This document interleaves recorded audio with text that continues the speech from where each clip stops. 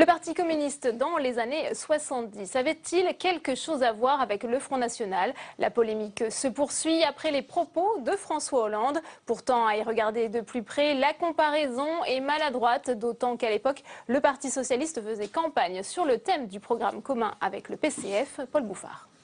Madame Le Pen parle comme un tract du Parti communiste des années 70. Mais à quoi ressemblaient les tracts communistes dans les années 70? Il y avait du bleu, du blanc et du rouge, il est vrai, et des termes qui résonnent. Monopole, intérêt national, nation, classe ouvrière, des mots qui font écho pour certains au discours de Marine Le Pen. Mais le PCF à cette époque, c'est aussi un poids électoral et des affiches pour des meetings communs avec le Parti socialiste. On y lit pour la victoire du programme commun, pour un gouvernement de la gauche unie. Deux noms y sont associés, Georges Marchais et François Mitterrand. Le 27 juin 1972, un accord est signé entre les deux formations avec pour objectif la présidentielle de 1974 et leur candidat unique, François Mitterrand. Alors aujourd'hui, c'est une comparaison hasardeuse entre Front National et Parti communiste. Mais dans ses propos, François Hollande va plus loin et se justifie. Il exclut la partie migratoire du Front National. Son parallèle s'appuie seulement sur la doctrine économique du PCF des années 70 et du FN d'aujourd'hui. Quand François Hollande s'engage au PS en 1979, le programme commun, lui, est déjà enterré depuis 2 ans.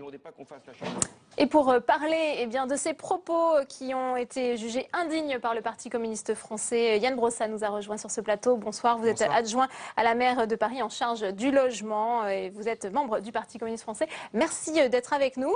Alors comment interprétez-vous ces propos François Hollande qui ne s'est pas excusé mais qui a dit ne pas vouloir blesser les communistes? Ces propos sont proprement ahurissants. Je crois que c'est une double faute de la part du président de la République. C'est une faute morale parce qu'il est aberrant de mettre sur le même plan le Parti communiste, qui est le parti de la résistance, le parti des 75 000 fusillés, et le Front National, qui est un parti de collabos. C'est aussi une faute politique, parce que je crois que c'est un propos qui contribue à banaliser encore un peu plus, à dédiaboliser encore un peu plus le Front National, alors même qu'il bat des records électoraux depuis maintenant quelques années. Ces propos, vous les jugez indignes aussi, puisque les communistes sont aussi des électeurs, et notamment de François Hollande. Mais vous savez, il y a 4 millions d'électeurs communistes et du Front de gauche qui ont contribué à l'élection de François Hollande. Et François Hollande, d'une certaine manière, fait un bras d'honneur à ceux qui ont contribué à sa victoire à l'élection présidentielle. Et donc je pense que c'est une grave erreur de la part du président de la République, et je ne comprends pas bien comment il a pu tenir un propos pareil. Quelles vont être les conséquences sur les prochaines échéances électorales de cette faute Ce qui est sûr, c'est que si l'objectif de François Hollande, dans cette nouvelle période qui s'ouvre, après les élections départementales, c'était de rassembler la gauche, il s'y prend très mal et il ne pouvait pas s'y prendre plus mal. Et puis surtout, moi je crois qu'il est temps que le président de la République, plutôt que de se lancer dans des comparaisons historiques qui n'ont aucun sens, s'intéresse aux vrais problèmes des Français. La meilleure excuse qu'il puisse nous donner, c'est enfin de mener une vraie politique de gauche. Vous demandez aussi des excuses publiques comme l'a fait bien sûr, Pierre je pense Laurent, que Pierre Laurent a eu raison, mais la meilleure excuse qu'il puisse nous donner,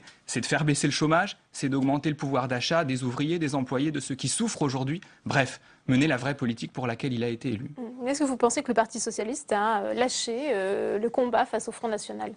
Ce qui est certain, c'est que la politique menée aujourd'hui, qui est une politique qui ne répond pas aux attentes des ouvriers, des employés, des petits cadres, est une politique qui fait monter le Front National. Plus la gauche déçoit, plus le Front National progresse. Ça, c'est un vrai sujet d'interrogation pour le président de la République.